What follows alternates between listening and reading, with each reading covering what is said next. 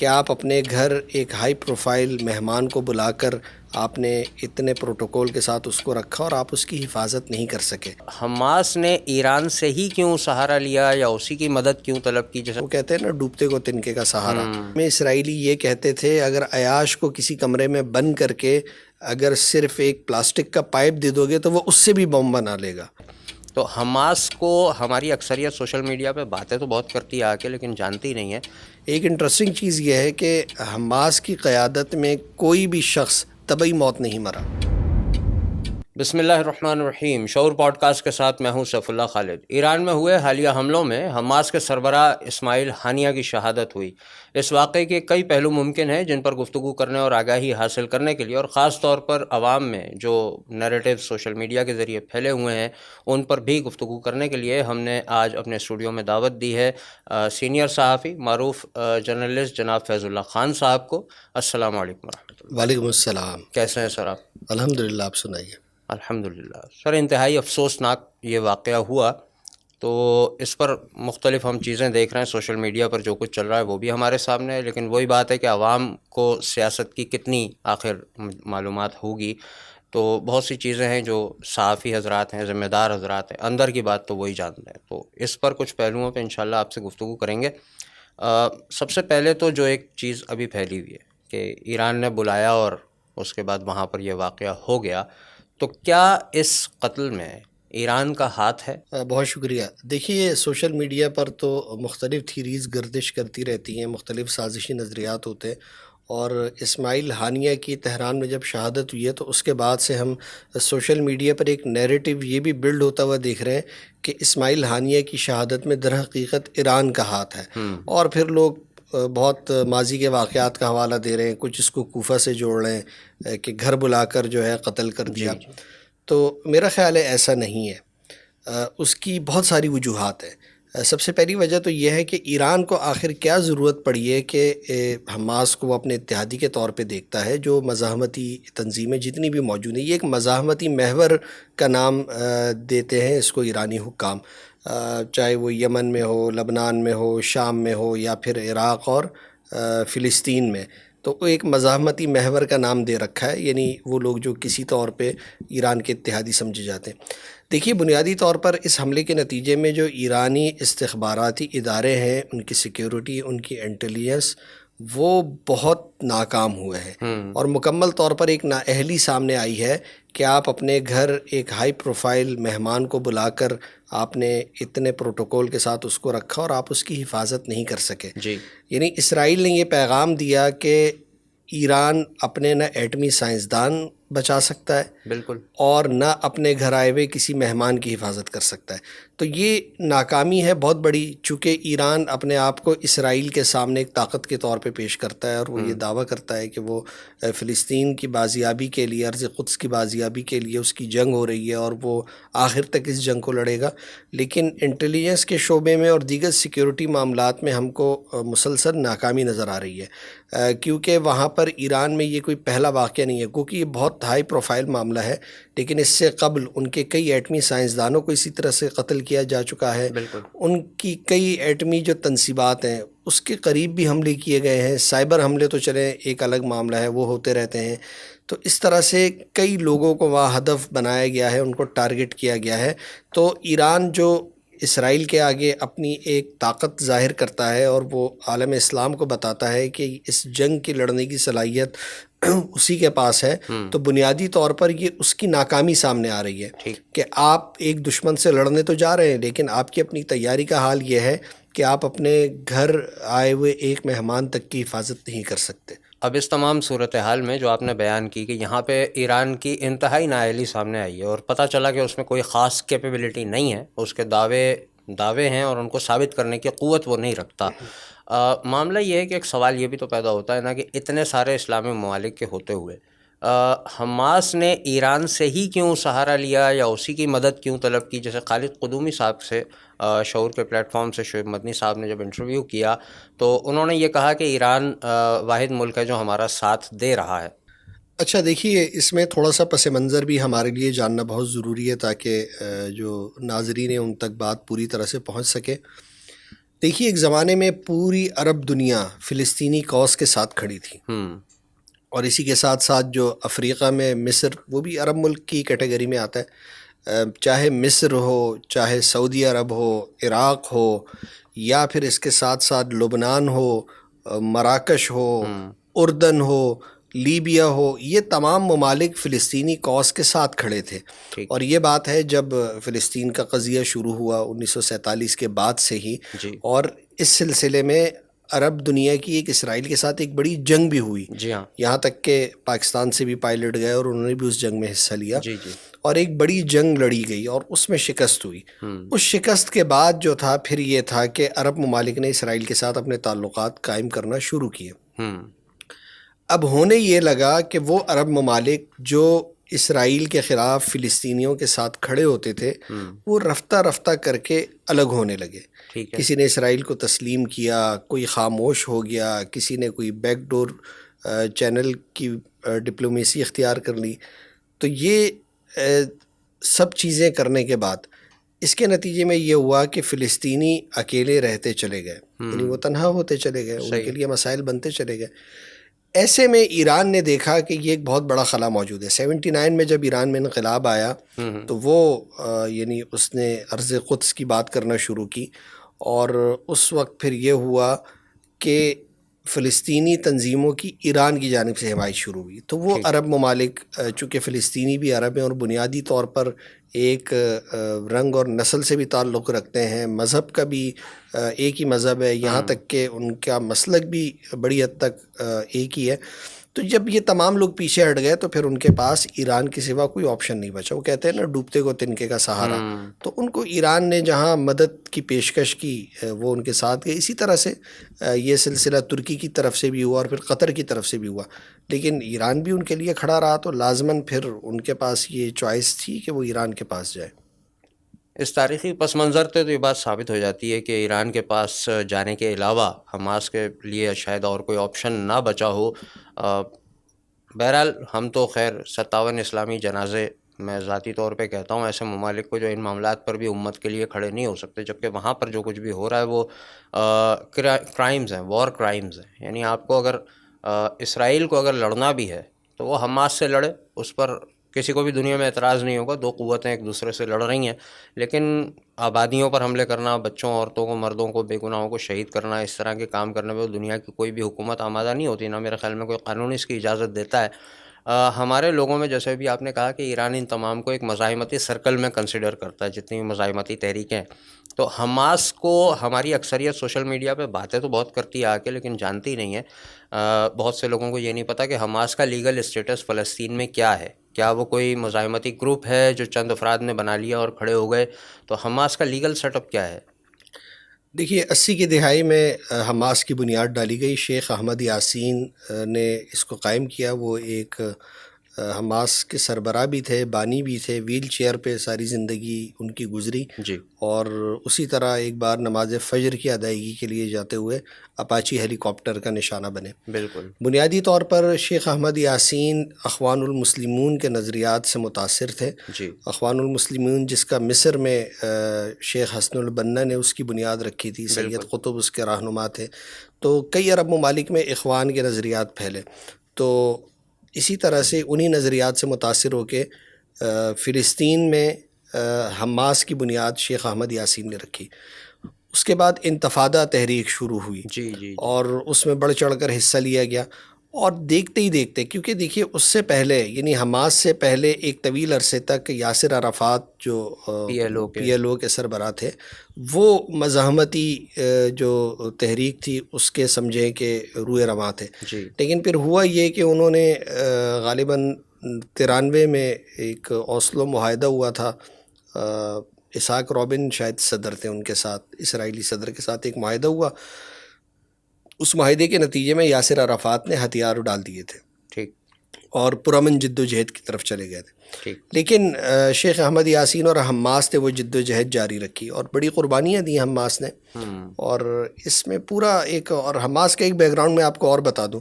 بنیادی طور پر حماس ایک تنظیم ہے، لیکن اسرائیل کے خلاف جنگ اس کا عسکری ونگ لڑ رہا ہے جس کا نام ہے عز الدین القسام بریگیڈ. جی. یعنی کتائب عز الدین القسام. تو القسام بنیادی طور پر عز الدین یہ شام کے ایک عالم تھے، استاد تھے، جی جی جی. اور جنہوں نے یعنی میرا خیال ہے 19ویں صدی کے ابتدائی اشروں میں اسرائیل کے خلاف مزاحمت کی تھی، کیونکہ اس وقت تو فلسطین شام میں ہی تھا، شام کا جی حصہ ہاں ہوا جی ہاں. کرتا تھا. تو انہوں نے بڑی مزاحمت کی اور پھر وہ اسی مزاحمت کے نتیجے میں شہید ہوئے. تو جو حماس کا ملٹری ونگ ہے تو وہ انہی کے نام پہ عز الدین القسام کے نام پر رکھا گیا، تو قسام بریگیڈ یا کتائب قسام کہلاتا ہے. اور پھر حماس کے اور دیگر شعبے بھی ہیں، یعنی ایک تو یہ ملٹری ونگ ہے، جی جی. اس کے نوجوانوں کا شعبہ ہے، اس کے ڈاکٹرز کا شعبہ ہے، اس کے طلبہ و طالبات، اس کے اساتذہ، اسی طرح سے اس کا سیاسی شعبہ بھی ہے. تو حماس کو وہاں فلسطین کے لوگوں میں بہت پذیرائی ملی، اور پھر یہ ہوا کہ مختلف جو بلدیاتی انتخابات ہوئے اس میں کامیابی ملی، یہاں تک کہ جو یہ اسماعیل ہانیہ ہیں انہیں تو وزیر اعظم کے عہدے کے لیے بھی نامزد کیا گیا تھا حماس کی جانب سے. تو حماس کو وہاں پر غزہ میں خاص طور پر، کیونکہ یہ علاقے ایک مغربی کنارہ ہے بالکل جسے ویسٹ بینک کہا جاتا ہے، وہاں پر جو یاسر عرفات کی تنظیم یا ان کے جو لوگ ہیں محمود عباس وغیرہ، جی جی. ان کی پاپولیرٹی ہے. لیکن یہ حالیہ عرصے میں ہم نے پہلی بار مغربی کنارے میں بھی حماس کے جھنڈے دیکھے، یعنی حماس کی ایک بڑی پریزنس وہاں جو ہے وہ دیکھنے کو دکھی ہے. ملی. بالکل. تو اسی طرح سے غزہ میں تو حماس کی باقاعدہ حکومت ہے، اور اس حکومت کو یعنی دنیا کے مختلف ممالک بھی فنڈ کرتے ہیں، اقوام متحدہ کے ساتھ بھی رابطے میں ہے. تو ایسا نہیں ہے کہ کوئی ایک گروہ اٹھا اور اس نے کوئی چیز کر لی. اور اقوام متحدہ کے اصولوں کے مطابق اگر دیکھا جائے تو حماس کو مکمل طور پر اس عسکری جنگ کا اختیار حاصل ہے، کیونکہ ان کی زمین پہ قبضہ کیا گیا ہے، الیکٹڈ گورنمنٹ ہے، گورنمنٹ بھی ہے. اور اس کے علاوہ چونکہ اقوام متحدہ کا قانون یہ اختیار دیتا ہے، بندوق اٹھانے کا حق وہ دیتا ہے اگر آپ کی زمین پر قبضہ ہو جائے، اپنی باؤنڈریز کی جی، حفاظت. تو وہ ان کے پاس اس بات کا مکمل حق اختیار ہے. یعنی اس وقت ایسا نہیں ہے کہ ہم یہ دیکھیں کہ حماس اور اسرائیل دو کوئی ایک دوسرے کے آمنے سامنے کھڑی بھی برابر کی قوت ہے، کوئی مقابلہ نہیں ہے. حماس ایک تنظیم ہے، ایک ان کی چھوٹی سی حکومت ہے جس پر مختلف پابندیاں بھی ہیں، اور ایک طرف اسرائیل ہے، تو ان کا کوئی موازنہ بنتا نہیں ہے. لیکن اس کے باوجود وہ ایک طویل عرصے سے، گزشتہ کئی ماہ سے اور کئی سالوں سے اس طرح کی جد و جہد کرتے چلے آ رہے ہیں، اور ان کی لیڈرشپ میں ایک نام ہے. ایک انٹرسٹنگ چیز یہ ہے کہ حماس کی قیادت میں کوئی بھی شخص طبعی موت نہیں مرا، یعنی ان کی لیڈرشپ جو ہے کوئی اتنا ہمیشہ شہید کی گئی ہاں ہے. جو ہے نا، آپ شیخ احمد یاسین کو جس طرح سے اپاچی ہیلی میں ہیلی کاپٹر کا نشانہ بنایا گیا، پھر ان کے بعد ڈاکٹر عبدالعزیز الرنتیسی صدر بنے، حماس کے سربراہ بنے، ان کو اسرائیل نے اپنے حملے میں شہید کیا. پھر اس کے بعد خالد مشل کے پاس ذمہ داری آئی، تو خالد مشل کے حوالے سے یہ بات یاد رکھیں کہ ان کو بھی زہر کا ایک انجیکشن لگایا تھا. اور پھر اس کے بعد غالباً ترک حکومت نے کوئی بہت مداخلت کی تھی، کیونکہ یہ واقعہ شاید ترکی میں کیا ہوا تھا پوری، میں اس کی وہ چیزیں بھول جاؤں، لیکن موٹی بات یہ ہے کہ اسرائیل نے ان کو قتل کرنے کی کوشش کی تھی، زہر کا انجیکشن ان کو دیا تھا، اور پھر اس کا بڑا سخت ری ایکشن آیا، تو پھر اسرائیل کو اس کا تریاق بھی دینا پڑا. تو اس طرح سے ان کی زندگی بچی. بڑا عجیب معاملہ ہے. اور پھر گزشتہ کافی عرصے سے 2017 سے اسماعیل ہانیہ حماس کے سیاسی ونگ کے سربراہ تھے، تو وہ بھی اب وہ اسی طرح سے ملٹری ونگ کا بھی یہی معاملہ ہے. عز الدین قسام، ان کو شہید کیا گیا، خیر ان کے تو نام پہ تنظیم بنی. یحییٰ عیاش ایک بہت بڑا نام ہے، ٹھیک. اگر آپ فلسطینی مزاحمت میں ان کا نام دیکھیں تو وہ انجینئر تھے بیسکلی، اور ان کے بارے میں اسرائیلی یہ کہتے تھے اگر عیاش کو کسی کمرے میں بند کر کے اگر صرف ایک پلاسٹک کا پائپ دے دو گے تو وہ اس سے بھی بم بنا لے گا. بہت ذہین نوجوان تھے، اور انہوں نے کئی تل ابیب کے اندر جو خودکش حملے 90s میں ہوتے تھے، فدائی حملے کہتے تھے، تو وہ فدائی حملے کرتے تھے، نوجوان جاتے تھے. اور مجھے یاد پڑتا ہے کوئی 93 میں پہلا حملہ ہوا تھا، اگر میں غلط نہیں ہوں تو ستمبر 93 کا مہینہ تھا. صالح عبد الرحیم نامی ایک نوجوان نے ایک فدائی حملہ کیا تھا کلاشنکوف لے جا کر، کیونکہ اس سے پہلے جو یہود تھے انہوں نے وہاں پر مسلمانوں کا قتل عام کیا تھا، مساجد میں بھی ہوتا رہا. تو یہ ایک پوری ایک تاریخ ہے.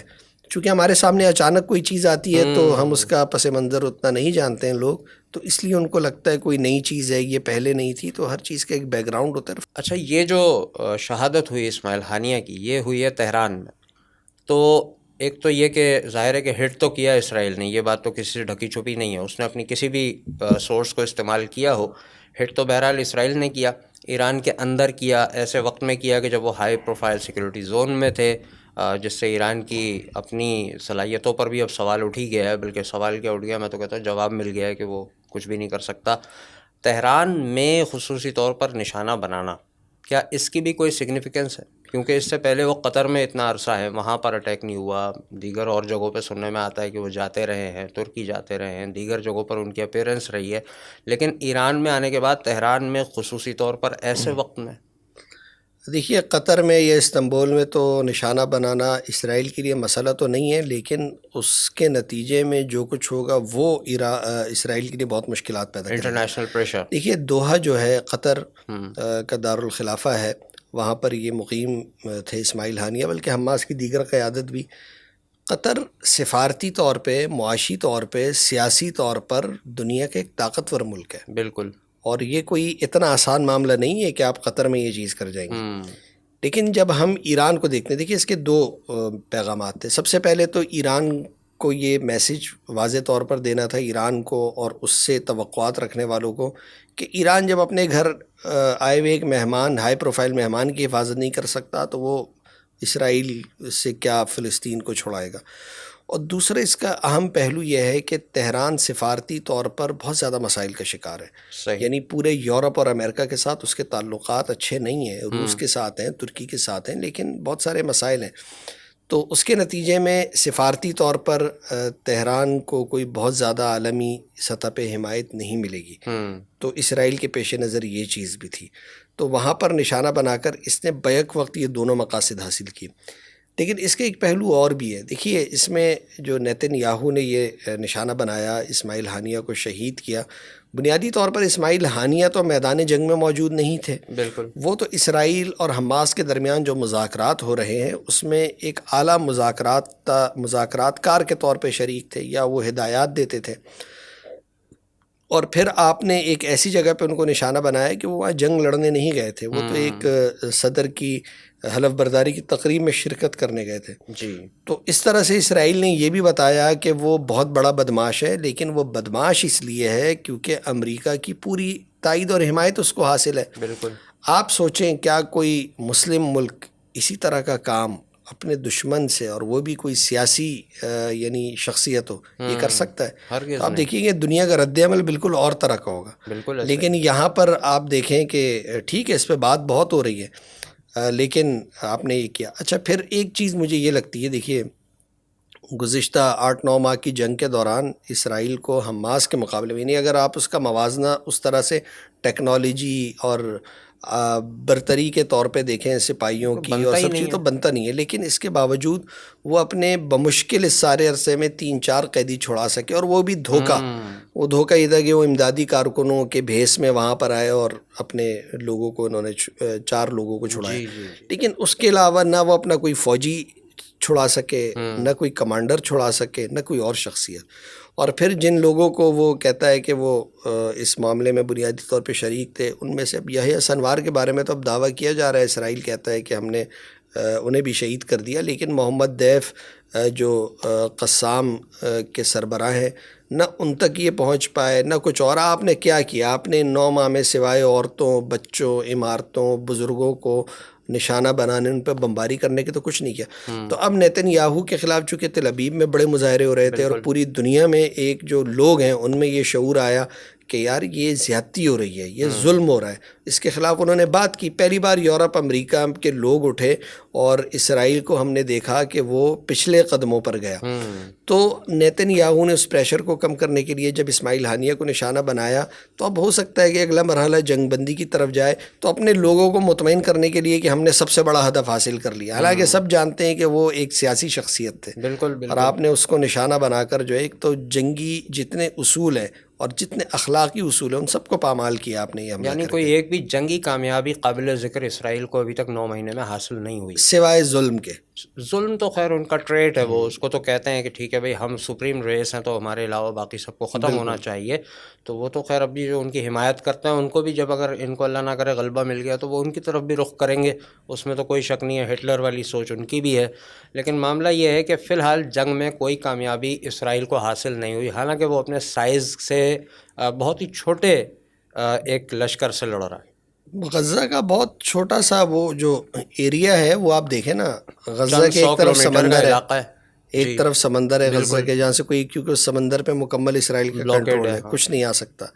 غزہ کے دوسری طرف جو رفح بارڈر ہے وہاں پر ایران کا سینہ، صحرائے سینہ لگتا ہے، وہ والی بالکل. بارڈر ہے، وہاں پر باڑ ہے، نہ کوئی آ سکتا ہے نہ کوئی جا سکتا ہے. بالکل. ایک طرف جو ہے نا اسرائیل تو خیر ویسے ہی ہے، تو اس میں مصر کا اتنی، بارڈر ہے ایک ہاں طرف. اردن کا بارڈر ہے، مطلب یہ بالکل ساری جو سرحدیں یہ مکمل طور پہ سیل ہیں اور بند اسرائیل ہے. کی ہاں نگرانی ہے، وہاں سے کسی چیز کا آنا جانا یعنی ممکن نہیں ہے. ناممکن کی حد تک مشکل کام ہے.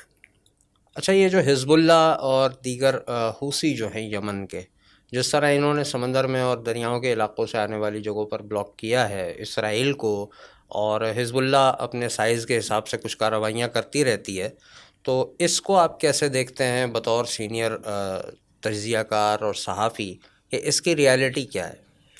دیکھیے حوثی انصار اللہ ان کی تنظیم کا نام ہے، جو جی عسکری کارروائیاں وہ یہ کر رہے ہیں، اور حوثیوں نے اس معاملے میں بڑی جرأت مندی کا مظاہرہ کیا ہے. یعنی وہ سمندری راستے سے جو عالمی تجارت ہو رہی تھی اور وہ سارے بحری جہاز جن کا کسی نہ کسی طرح سے اسرائیل سے تعلق بنتا تھا، اس کا راستہ انہوں نے بلاک کیا ہے. ٹھیک تو ہے. اس کے نتیجے میں اس ریجن سے گزرنے والی جتنی بھی جہاز تھے، رستے تھے، اس سے متاثر ہوئے.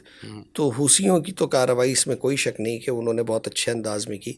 حزب اللہ کا معاملہ یہ ہے کہ حزب اللہ کی کارروائیاں بہت محدود پیمانے پر ہیں. سرحدی جھڑپیں ہو رہی ہیں، وہ اپنے طور پر حملے کرتے ہیں، اور اس کے بعد ابھی کچھ دنوں پہلے ایک حملہ ہوا جس میں کوئی 12-13 اسرائیلی مارے گئے. اس پر اسرائیل نے بہت شدید رد عمل کا اظہار کیا، تو حزب اللہ نے اس سے لا تعلقی کا اعلان کیا کہ ہم نے یہ حملہ نہیں کیا. صحیح. اور یہ ہے کہ اسرائیل کی جانب سے ان کی حزب اللہ کی لیڈرشپ کو بھی لبنان میں نشانہ بنایا جا رہا ہے، اور سرحد پر وہ بھی ایک، لیکن جو ایک توقع یہ کی جا رہی تھی کہ حماس نے جب 7 اکتوبر طوفان الاقصی کے نام سے یہ کارروائی کی، تو اس کے بعد یہ توقع تھی کہ حزب اللہ شاید اپنی پوری اسٹرینتھ کے ساتھ اس جنگ میں کودے گی.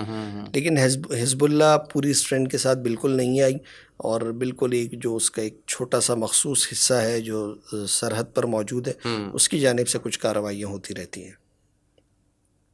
اچھا، اب یہاں پہ ایک سوال بڑا دلچسپ یہ بھی ذہن میں آتا ہے کہ جیسے آف کیمرہ ہم بات کر رہے تھے کہ اسماعیل ہانیہ کو تو وہاں پہ شہید کیا گیا. اب اس کو ظاہر ہے کہ لوگ کچھ جو مسلکی تناظر میں، مذہبی تناظر میں بھی دیکھ رہے ہیں کہ شیعہ سنی والا معاملہ ہے یا دیگر اور چیزیں ہیں. تو اگر ہم صرف اسی چیز کے اعتبار سے دیکھیں کہ یہ بات کرتے ہیں کہ جی یہ کوئی مسلکی معاملہ ہے، تو کیا کوئی اور سنی رہنما کسی اور تنظیم کا جو اینٹی امریکن نظریات رکھتا ہو، کیا وہ بھی کبھی ایران میں رہا ہے یا رہتا ہے، یا آنے جانے کا ان کا کوئی معاملہ، ان پر کبھی حملے ہوئے؟ یہ بڑا ایک دلچسپ پہلو ہے. یعنی حماس کا تو ایک معاملہ ہے نا کہ حماس کے ایران کے ساتھ روابط ہیں، تعلقات ہیں، مراسم میں آنا جانا ہے. اور اس کے علاوہ آپ کو میں بتاؤں کہ جب 2001 میں القاعدہ نے امریکہ پہ حملے کیے، اور اس کے بعد اکتوبر 2001 میں امریکہ نے جوابی کارروائی شروع کی افغانستان پہ، تو اس کے بعد القاعدہ کی لیڈرشپ میں یا اس کے کئی کارکن پاکستان کی طرف بھی آئے، یہاں گرفتاریاں بھی ان کی ہوئیں، بالکل. کچھ افغانستان میں رہ گئے، اور ایک معقول تعداد نے ایران کا رخ کیا. اچھا. اور ایران جانے کے بعد ان میں سے کئی لوگوں کو ایران نے گرفتار بھی کیا، یعنی جیلوں میں رکھا، لیکن وہ جیلیں ان کے لیے بڑی ایک سیف آرام زون دہ تھی. قسم کی جیلیں تھیں. یعنی ٹھیک ہے. وہاں پر کوئی تشدد نہیں تھا یا ان کو کوئی بہت بری حالت میں نہیں رکھا گیا تھا. اور پھر اس کے بعد رفتہ رفتہ صورتحال یہ بنی کہ القاعدہ کی جو لیڈرشپ میں شامل کئی اہم نام تھے وہ وہاں پر رہنے لگے، اور نسبتاً آزادی اور سہولت کے ساتھ رہنے لگے. اچھا. کوئی تقریباً 3 سال قبل القاعدہ کی لیڈرشپ میں شامل تیسرا اہم رہنما ان کو بیٹی کے ساتھ موساد نے ایران میں نشانہ بنایا. اوکے. اسی طرح سے اسامہ بن لادن کے داماد سلیمان ابو غیث 2001 کے بعد، یہ سلیمان ابو غیث القاعدہ کے ترجمان تھے. یعنی اس زمانے میں 2001 میں جو القاعدہ کی طرف سے بطور ترجمان الجزیرہ پہ جو فوٹیج چلتی تھی ویڈیوز میں سلیمان غیث کی موجودگی ہے. تو سلیمان غیث نے ایک طویل عرصہ ایران میں گزارا، اور پھر ایران نے جلا وطن کیا، ڈیپورٹ کیا ترکی کی طرف، تو وہاں سے پھر امریکیوں نے سلیمان کو حراست میں لیا. اسی طرح سے ایک یہ بھی کہا جاتا ہے کہ اسامہ بن لادن کے بیٹے نے بھی کچھ وقت ایران میں گزارا. اسامہ بن لادن کی جو ایک بیگم تھی، ان کی اہلیہ، وہ بھی ایران میں قید تھی. اور پھر وہ یہ ہوا تھا کہ وہ بڑا ایک دلچسپ سا معاملہ ہے، پراسرار سا. القاعدہ نے پشاور سے ایک ایرانی سفارتی اہلکار کو اغوا کیا، اور اس کے بدلے میں پھر جو ہے اسامہ بن لادن کی بیوی کی رہائی ہوئی، اور پھر وہاں سے وزیرستان اور وزیرستان سے ایبٹ آباد تک کا سفر ہوا. صحیح. تو القاعدہ کی لیڈرشپ میں سے کچھ لوگ ابھی بھی ایران میں موجود ہیں. اسی طرح سے افغان طالبان کے جو دوسرے سربراہ تھے، ملا منصور، جو ملا عمر کا انتقال ہو چکا تھا اور 2 سال تک پوری دنیا سے خبر چھپائی گئی، اور اس کے بعد پھر پتہ چلا. تو ملا منصور کا ایران آنا جانا تھا. یعنی ملا منصور کو ایران سے نکلنے کے بعد نوشکی بلوچستان کے علاقے میں ڈرون نے نشانہ بنایا، امریکنز نے. اب ملا منصور کا جو یہ آنا جانا تھا، کیا یہ ایران کے علم میں تھا، نہیں تھا؟ اب اس کے بارے میں یا تو ایرانی صحیح جانتے ہیں یا پھر افغان بتائیں گے. لیکن اگر ہو سکتا ہے کہ ان کو پتہ ہو اور یہ باہمی رضامندی سے سب کچھ ہو سکتا ہے ایسا نہ ہو. یعنی ہمارے پاس اس کی کوئی مصدقہ اطلاعات نہیں ہے. لیکن بعد کے عرصے میں جو ایک انٹرسٹنگ چیز ہم یہ دیکھتے ہیں کہ جب طالبان نے کنٹرول سنبھالا ہے افغانستان کا، تو ان کی ایران کے ساتھ بہت اچھے مراسم ہیں. یعنی اختلافات اور چیزیں تو رہتی ہیں، یعنی وہ جو ایک فرقہ وارانہ کیفیت 96 سے 2001 کے درمیان افغانستان میں رہی، وہ نہیں تھی.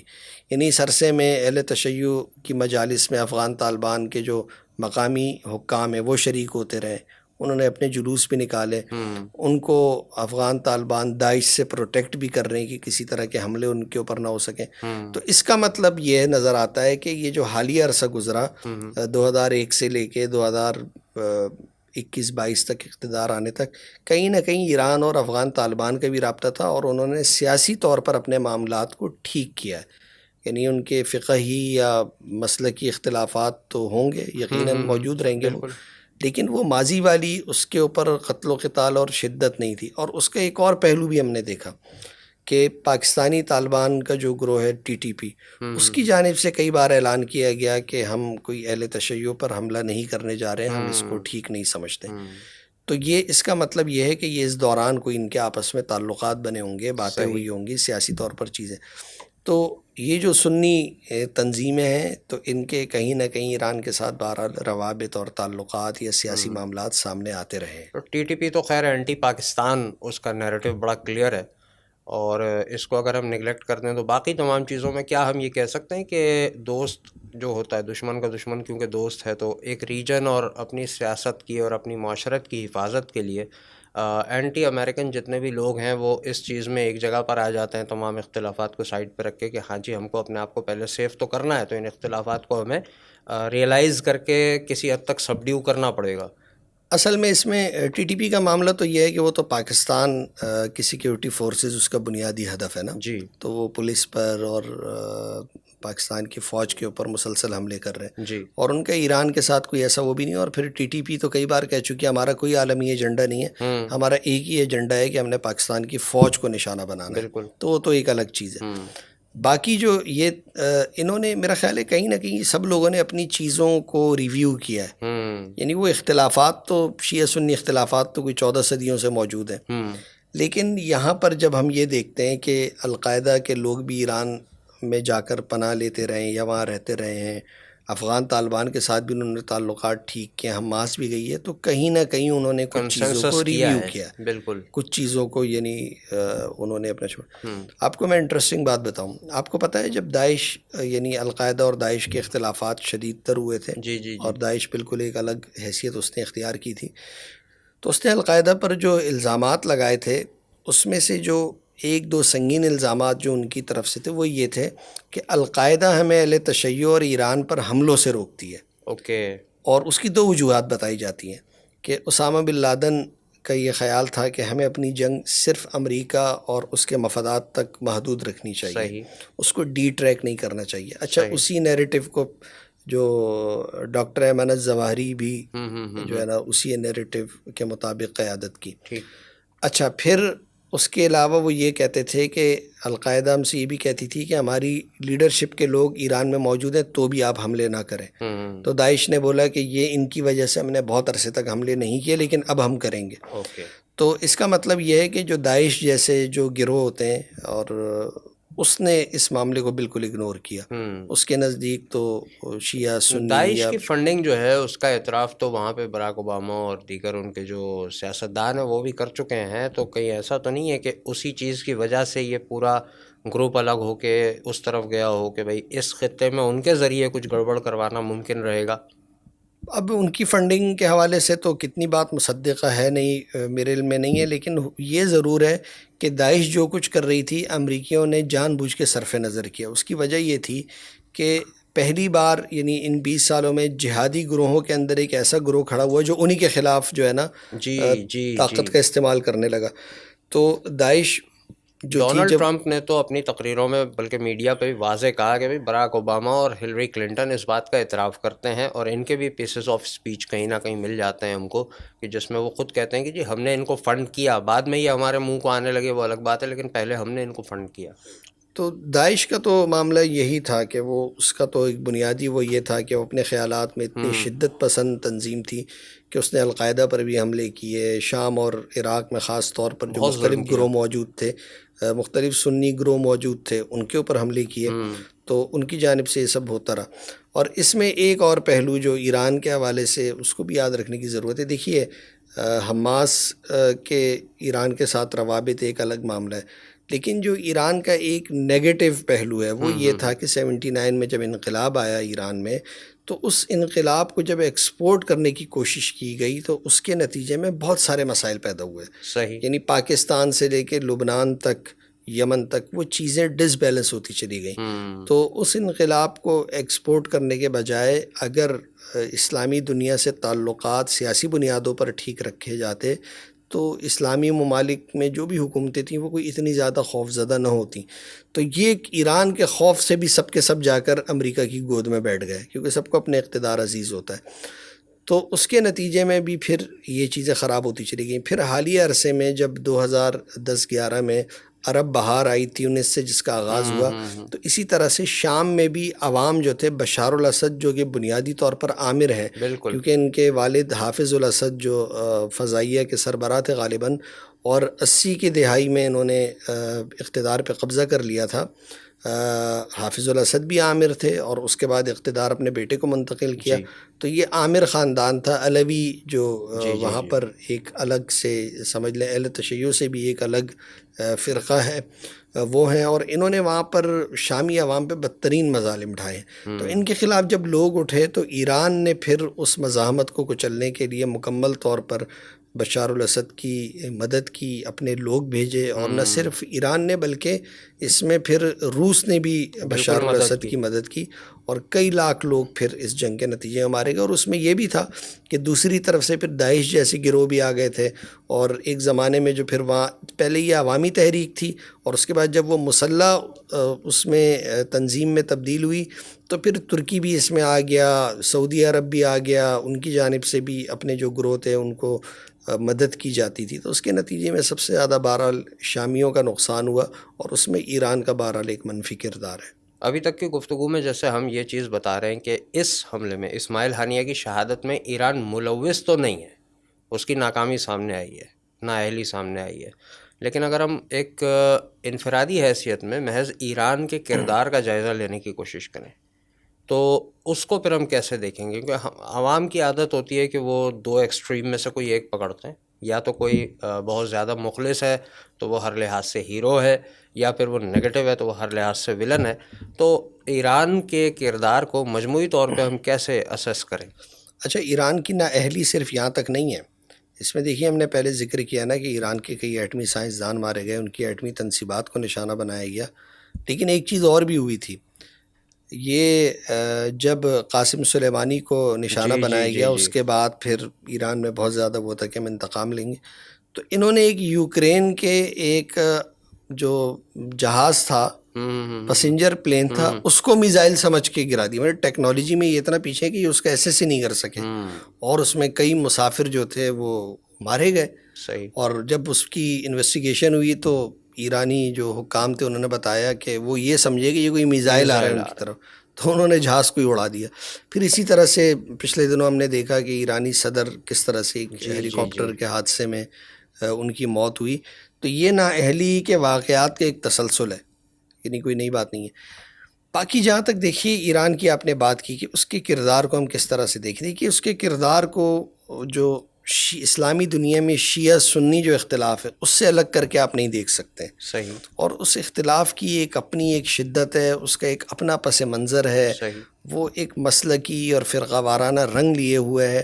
تو ہوتا یہ ہے کہ بہت ساری چیزیں ہم اسی تناظر میں دیکھ رہے ہوتے ہیں. ہمارا فریم جو ہوتا ہے وہ اس میں ہوتا ہے. یعنی ہم جیسے ابھی یہ دیکھا نا اسماعیل ہانیہ کی شہادت کے فوراً بعد ایک یہ ہوا کہ کوفیوں نے بلا کر، جی. اب بھائی کوئی بتائے، کوفی تو سارے سنی مسلمان تھے. کوفیوں میں ایک بڑی تعداد جو تھے صحابہ تھے، ان کی اولادیں تھیں وہاں پر، اور بڑے بڑے محدثین وہاں پر رہا کرتے تھے. لیکن چونکہ ایک وہ بن گیا کہ بھئی امام حسین کو انہوں نے خط لکھے تھے، اور اس کے بعد پھر جو ہے نا وہاں یہ کیونکہ واقعہ ایک ہوا. گروہ وہاں کا رہنے والا تھا تو وہ بالکل.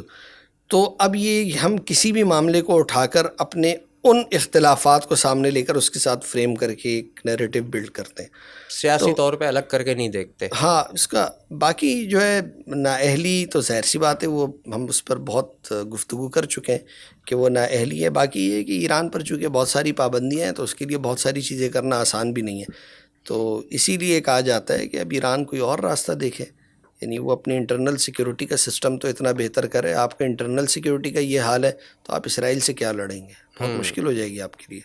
اب اس صورتحال میں ہم یہ بات کریں کہ جو اب ہو چکا ہے، اسماعیل ہانیہ کی شہادت، اس سے اب کیا اثرات نکلتے ہوئے دکھائی دے رہے ہیں؟ مطلب اس سے پاکستان کہیں پر بیچ میں آ رہا ہے، پاکستان ایران تعلقات میں کہیں کوئی پرابلم آ رہی ہے، یا عرب ممالک کے ساتھ ایران کے تعلقات میں، یا خود حماس پر یا اس کی اس اسٹرگل پہ جو وہ جنگ لڑ رہا ہے اس پر کوئی اثر پڑے گا؟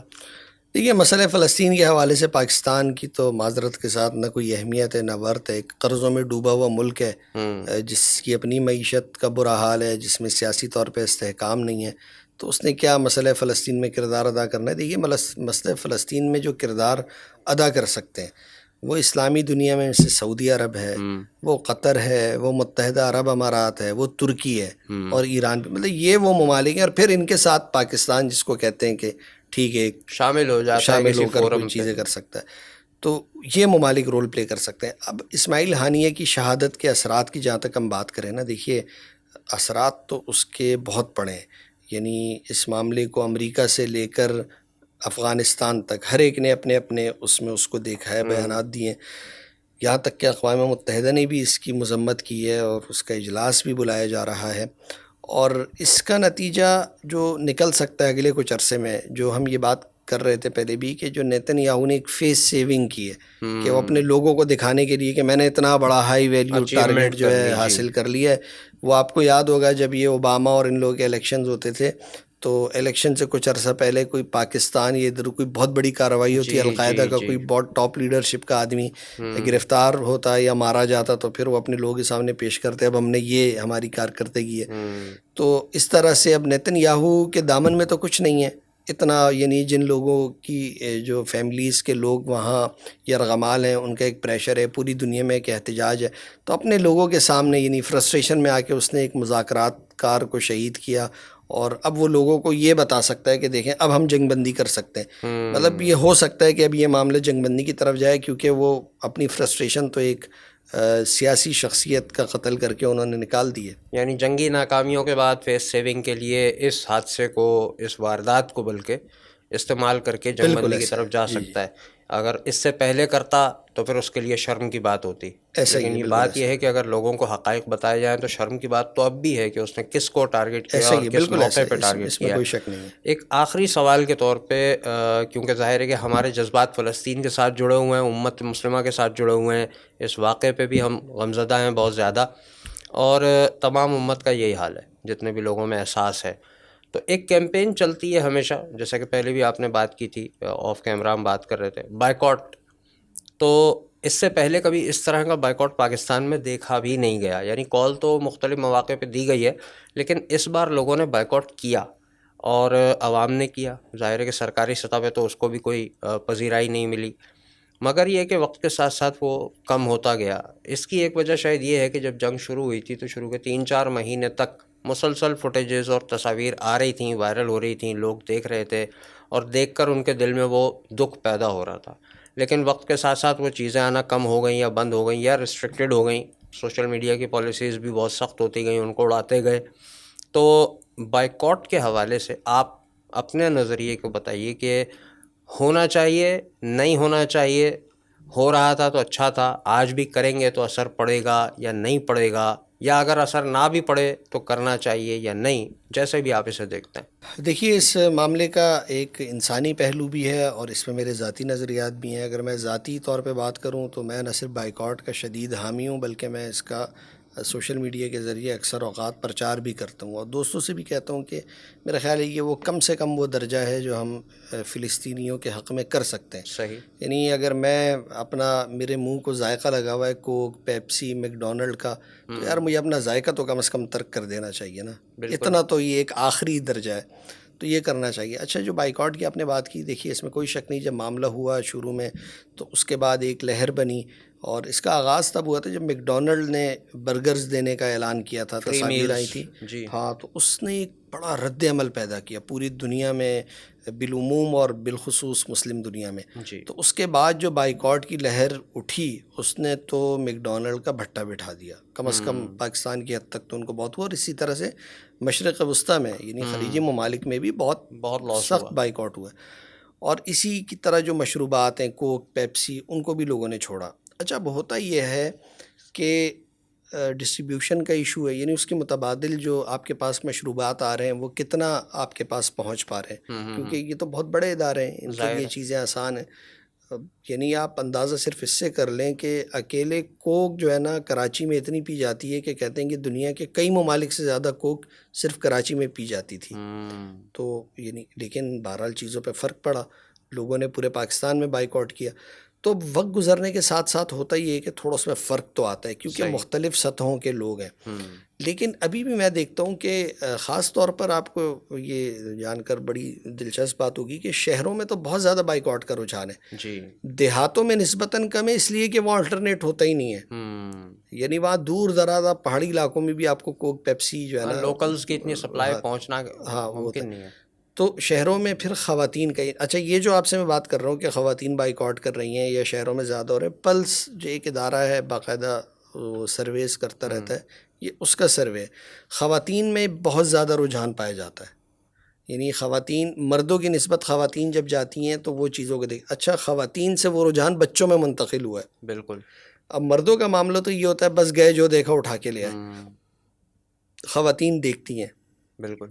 وہ چیز بچوں میں منتقل ہوئی، تو ایک بڑی حد تک بائیکاٹ کی ایک لہر تو برقرار ہے. ہاں، اس میں وہ شدت نہیں ہے، لیکن اسی طرح سے آپ دیکھتے ہیں نا، آپ اپنے شہروں میں نہیں دیکھتے ہیں کہ جو میک ڈونلڈ، کے ایف سی کی طرف سے کتنی بڑی بڑی سستی ڈیلز لگائی جا رہی ہیں.